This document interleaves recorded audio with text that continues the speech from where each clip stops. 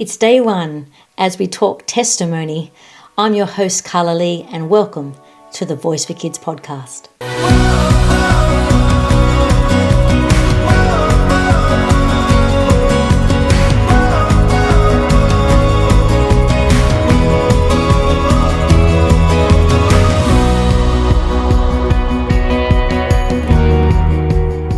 Voice for Kids, the raw, real truth of co-parenting through your child's eyes. I'm your host, Karla Lee, and it's time to hear their voice. Welcome to the Voice for Kids podcast.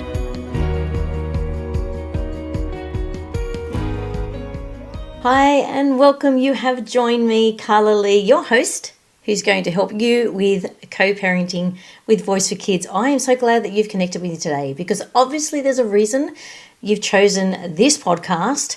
There's obviously something happening maybe in your life or someone that you know that you want to help. And I want you to know just one thing right from the beginning. I'm not going to paint always a pretty picture. I'm going to be very raw and very honest with you at times because you know why? Sometimes we need to be challenged on what we're doing, what we're saying, what we're thinking, what we're speaking. It's really important that you know that I'm here to help you. I'm not here to tell you what to do, but there are ways I can tell you how to do it, a better way to do it. You know, in life, we all have choices. It's one common thing that I say to my kids. I've said to many people that I've helped with Voice for Kids, there is always a choice. There's always a fork in the road. You can take this way or that way. But for me, I believe that with my experience and what I've been through as a child of divorce at the age of 9, I have those tools from the experience, from the challenges I went through for a long time, 17 years of challenges.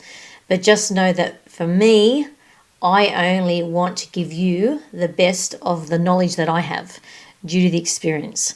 So let's get started. Firstly, as I said, thank you so much for connecting in. I want to give you an understanding of why I'm doing what I'm doing because before you start listening to all my different podcast series, you must understand that I know how your children feel. I know. I have felt it. I have felt the emotion. I've felt the bitterness, the anger, the frustration. I've been there and I lived it for a long time. I was 9 years old. I remember, coming home that day, my parents sitting me down. My grandmother was there, which was really odd. She wasn't always there of an afternoon. And they sat down and proceeded to tell me that they were separating. And obviously, I'll do another podcast on that whole day and what that was like. But I want to give you a brief outline of pretty much, why I'm doing what I'm doing. So from that day when my parents separated, my mother obviously had a nervous breakdown, and they'll go into that more later. But, from that time, we ended up living with my dad. Now, this was very difficult for me.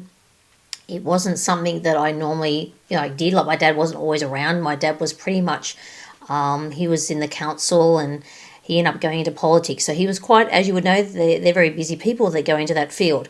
And my mum was always around, but because of the situation that was happening with my parents, it was pretty much my dad being the primary carer. And we had that situation with court where, every second weekend we're with our mother. My parents never went through the family court, thank God. I can tell you now, thank God for that. That's another topic I'm going to talk about, the family court, because I'm telling you now, if you can avoid the family court, you are doing your pocket a favor when it comes to the money, and you're doing your kids a massive favor. I've seen kids tormented for the family court, parents just ripped apart, depression. It's just terrible. Avoid it if you can. So for me, I went through all my, say, teenage years and, not good. I can tell you now, not good, just my dad was, as I said, primary carer, but he was there but not there, okay? That's like saying someone's physically present but emotionally, no. He was busy, so I had to fend for myself, teach myself a lot of things. I remember even as a little girl just, having my mum that did my hair perfectly, every day I had the beautiful, braids or plaits or things and bows and everything in my hair, and suddenly my dad's taking over and, one's up here and one's down here, and my mum used to cook, obviously dinner all the time. Then I came down to my dad cooking dinner, and it was dead potato and Brussels sprouts and chuck steak, and he'd feed me like I was a man, and just massive plate, and you had to eat everything he said. But long story cut short, went through those young years, that was a struggle. Went through my teenage years, and that was a struggle. And it got to that stage where my parents started seeing other people. Obviously, for my mum, she'd obviously, her heart separated herself from my dad for some time prior to their divorce to get to that stage. But she ended up dating someone for a fair length of time. And, he was quite a quiet person. But they got to the stage of around, 16 when my dad met someone. And for me, that was, what I could say a turning point in why I do what I'm doing with Voice for Kids. Because in that situation, my dad met a lady and, I got along with her fine. There was no issues at all. But eventually what took place is that relationship became more serious, and she stepped in to obviously start taking that role of being a stepmother. The engagement happened. But for me, this was the pivotal point where I'm trying to really, and I will nut in on this on a podcast, where I was sat down and I was pretty much asked to no longer mention my mother's name in the house. And I can tell you now, to tell a rebellious teenager to not talk about their other parent, to pretty much muzzle them, is like, I can't even explain it. But everything inside of me wanted to get up and, have a go. But I pretty much became poker face. And from that point, my relationship had ended with my dad. I moved out to live with my mum. And then I had that whole feeling again of so at 9, there was a turning point for me, parents' divorce. 17, another turning point for me where I lost my dad. Because for me to have a relationship with my dad, it meant I had to deny my mum. So for me not to deny my mum, I ended up losing my dad. So I lost both ways. I lost out. So I realised that my journey for me was going to be one that I had to make choices for myself. And they weren't the best choices, I can tell you now. Because there was a void in my heart. I'd lost my dad in my mindset. My dad had gone. He was no longer existent. He wasn't reaching out to me to kind of fix anything. So fast forward to, say, 19, I started dating this guy. Not the best relationship, obviously, because us young women that feel rejected, what do? We step into any relationship where someone says, I love you. Doesn't matter how they treat you. Doesn't matter what they're doing. We just step into it. We just agree with it. We go along with it. They hurt us. We just go back. They hurt us. We just go back. I was in, not a good place. And, it wasn't until later on I realised that all this was just rejection stuff. I was trying to fill the void of my dad not being significant in my life. And so, because he wasn't significant, I just looked for any other man that would fill that void.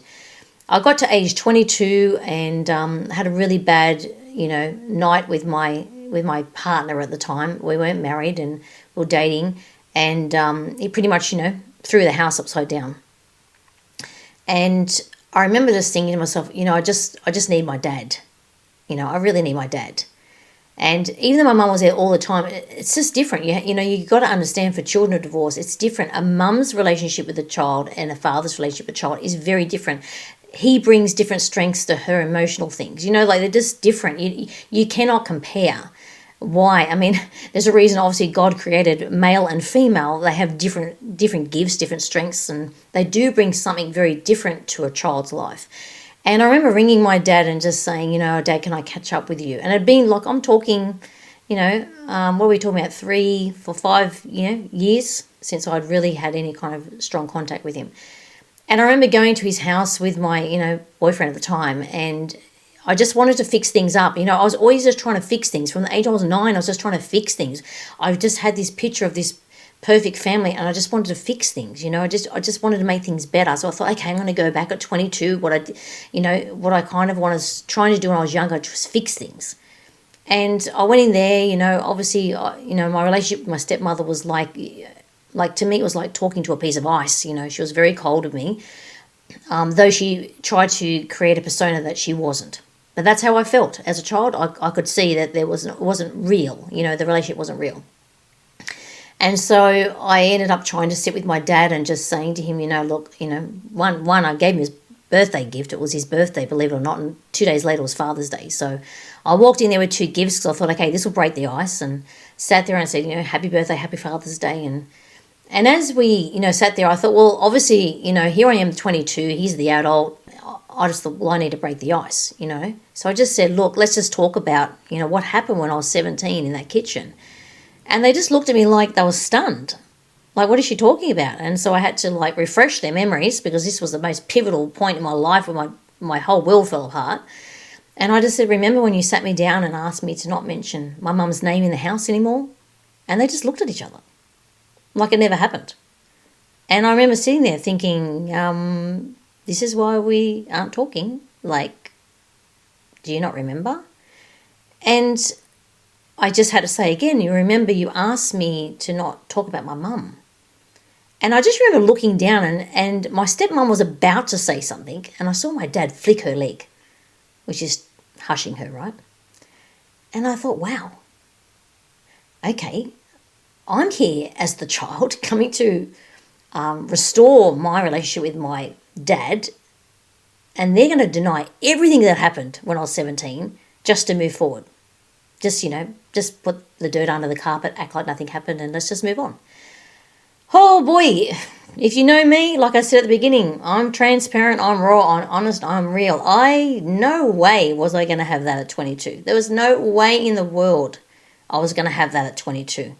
I just wanted a clean slate. I wanted to get the dirt out. I wanted to get to the nitty gritty. I wanted to ask why. Why would you even think to ask me such a thing? I had to, because for me, to heal the hurt that I had from that situation, I had to get to the root of it to ask why. Because deep down I honestly knew what happened. And that'll be another podcast. I know where that question came from. So you know what? I got up and I walked out. And I wasn't happy, I can tell you now. Well, I won't tell you what I said, but I got up and I walked out and I slammed that door really well, and I was actually amazed the hinges were still on. And I remember going out the front, ringing up my dad's brother, who was more of a father to me, to tell you the truth, crying to him, just going, I tried. I keep trying with him. There's just no point.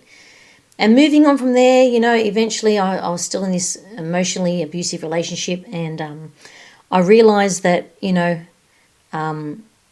he just wasn't going to be part of my life. It was just, I accepted it. I had to make choices. I either kept focusing on my past and looking in the revision mirror thinking I'm going to make things better, or I just look forward at the front windscreen, which is obviously a bigger window. That's a better thing to look at. And I started looking forward and just accepted that my dad wasn't going to get rid of his pride. He wasn't going to say sorry. She wasn't going to change. Pretty much everyone that was in my dad's life that he knew, if they had any association still with my mum, she made sure they were clearly not in his life anymore. So I moved on. Sadly, this relationship I got in was quite toxic. My mum didn't know. And I just stayed with him, and I went down the whole rave scene and drug scene and just did things I shouldn't have done. But I was so trying to fill that void. That hole was getting so deep and so big. And it got to a point where I realised one day this guy was just not good for me. It was a pivotal point, again, in my life, and I had to make a decision for myself. And I remember saying to myself, I either stay here with someone who's just always going to do drugs. It was as simple as that. Or I let him know that it's okay if you want to do it, but I just don't want to do it anymore. Because I wasn't at the level he was at, but I was, obviously doing it enough to be doing it that I knew in my heart I shouldn't be doing it, It was just, sometimes I just did it to go to sleep, to tell you the truth, So in the end, I ended up, explaining this to him, and I ended up moving out. And yeah, I'll explain that more later, but it was not difficult. Not easy, I should say, to leave. It was quite difficult, and emotionally led me down panic attacks and all this stuff I went through as well. And it was because it was a build-up of so many emotions. And it was actually my mum's neighbour that came to my rescue, I would say, and good old Cheryl, good old Chez, and said that she wanted to take me to church. Like, she was always going to church. And she just asked me would I go with her. And, I was at that point in my life that I was like, you know what? I'm over this life. I'm over this, trauma. I'm over this sadness and depression and anger, and nothing seems to go right in my life. This happened when I was a kid, and then all this at 17, and then I got this happening, about 25 now, and it was 5.5 years. It was just emotionally abusive. It was up and down. It was so unstable. And I'm thinking, I think that's the last thing left that I could honestly think that I could test and try. which is my faith to see if something's there that's bigger and greater than me that could actually love me and support me. And I was willing to give it a go. Let me just put it like that. And I ended up going with her. And believe it or not, as much as this, like you'll think to yourself, why did she do this? My ex came with me because, my friend Shez, she did feel sorry for him because she knew him and just thought, this might help him get off drugs. And we went to church. And I can't explain it, but I just want to say, I walked in there pretty much saying, God, if you are real, you need to show yourself to me, because I don't really want to be here anymore. I really, I've had enough of life. I don't feel I've been given a good hand at all in any stage of my life. I think it's I've had moments of happiness, but I wouldn't say there was a complete joy in my life. And by the time, this service started, there was an invitation, to receive Jesus in your heart. And, there was something in me that just drew me to go down the front of that congregation that day. And something honestly changed in me, and it gave me hope that my future and my life was not defined by my parents' actions. That what choices they made, what actions they made, what was said to me, what was put on me was not me, was not about me. I didn't have to carry it. And it lifted off me to the point that I actually felt like there was hope that my life could be something different, that I could actually dictate how my life would be, but obviously with God in it. And I had this sudden strength of, I would say, faith, that I could believe that there would be something greater that could be my support and step in and be a comforter to me. That's how I can say it. And I had some counselling, and it was from that journey that, I walked my life as a Christian, and it gave me so much comfort because I didn't feel like I was alone, because many times I felt like I was alone. And it was during that time that, eventually, obviously, I met my husband. And through dancing in church, believe it or not, yes, I was a dance teacher, and he was one of the break dancers that we needed. And over a year of being really good friends, we eventually got married, and 2 beautiful daughters came along. And, my first daughter, Faith, was born in 2005. And the reason I called her Faith, just so you know, is because of the faith that I had that life could be better after I came to, obviously, the church. And I had this strong faith in me because I knew in my heart, as I was getting ministered to before, obviously, just before I got married, I really felt that God was speaking to me about writing. Now, just so you know, my background is performing arts. I've done acting and everything for a long time. And when I felt that I was to write, I thought, not a big reader, to tell you the truth. But I did like creative writing, and I loved writing scripts and dialogue. Okay, so it was more that way. But I then realised that, maybe everything I've learnt is actually something that, even though it was so much pain, it's actually something that I learnt of what should have happened, how it could have turned out if it was done this way. It was done this way, my parents did it this way, which didn't really work. But if they'd done it this way, it would have been better for me. If I heard it this way, if it was said to me this way, if they'd handled it this way, it would have been better. And I thought, wait, maybe my mess is my message for someone else. And that's what I thought. Maybe my mess is my message. And over time, I realised, because my mum actually, just to go back a little bit, she did take me to a psychiatrist once and said, I'll take you to one and you can talk to them and, get it all out. Because my mum had been going to psychiatrist herself because of the depression and everything she went through. So I went to this one guy and I sat there and I told him the whole story, from beginning, age 9, what happened. And I told him like I was writing a book. And he looked at me and he just said, you know what? I don't really think I can help you. And I'm thinking, what do you mean? Like, my life is so stuffed up. He goes, you're probably the most well-rounded girl that's ever come out of a divorce, because you know what happened, you know what went wrong, you know what should have happened, you know what they should have said, and I think you've worked it all out yourself. And when he said that, I remember when I started writing, I thought, that's kind of a confirmation of why I'm writing, is because I've worked it all out. I do know what parents need to hear. I do know the heart of the child. I have felt the pain. I have been through it. I've seen what works and what doesn't work. I know what kids are saying, and I know what they need to. I know what they need you to hear. And so, as I started writing, by 1998, by 2003, I launched 2 books. Please Don't Go, about my story, and Is It My Fault? Is an illustrated children's book, and some counselling puppet dolls that go with it. Is It My Fault? I had the privilege of meeting Barbara Holbrow, who is she was the former magistrate of the New South Wales Children's Courts, and she sadly, eventually passed away. And when I met her, people always said to me, like, how did you meet Barbara Holbrow? Like, she's the hardest person to get hold of. And I said, I just wrote to her and I said, I've got this book, and, I know you look after the children's courts, and I know that in the children's courts you see this all the time. And she invited me to her house, and everyone goes, oh my gosh, she would never do that. She's always an angry woman. I don't know. I wanted to meet her for myself. I didn't judge her.